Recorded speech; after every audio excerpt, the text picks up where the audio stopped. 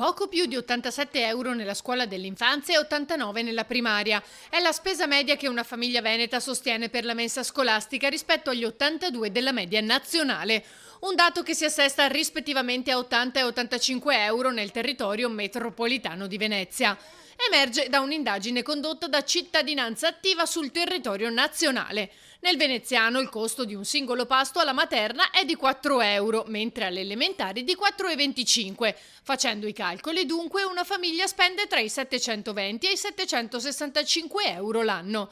Ma l'amministrazione evidenzia. Nel Comune di Venezia la tariffa pasto non è aumentata da settembre 2015 e ciò nonostante il notevole aumento di costi di beni e di servizi. Il costo della mensa scolastica nel Comune di Venezia è in linea sia con quello dei comuni vicini, limitrofi, che con quello dei comuni del Veneto capoluogo.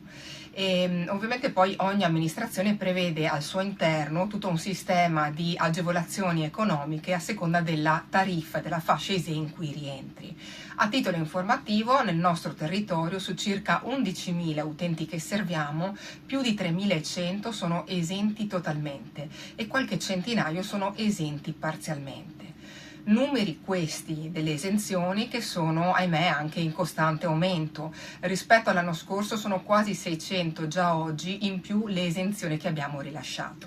Desio specifica inoltre: un costo del ticket nel Comune di Venezia, nella media, se non addirittura inferiore ad altre città, ancora di più se si pensa che il nostro territorio non è solo straordinario ma anche unico. Il sistema di gestione dei pasti nelle scuole sul centro storico e isole, per esempio, avviene attraverso l'ausilio di barche, di imbarcazioni.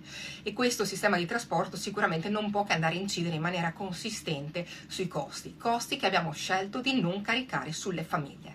L'indagine ha preso in esame le tariffe dei 110 capoluoghi di provincia. La famiglia di riferimento è composta da 3 persone e ha un reddito lordo annuo di 44.200 euro.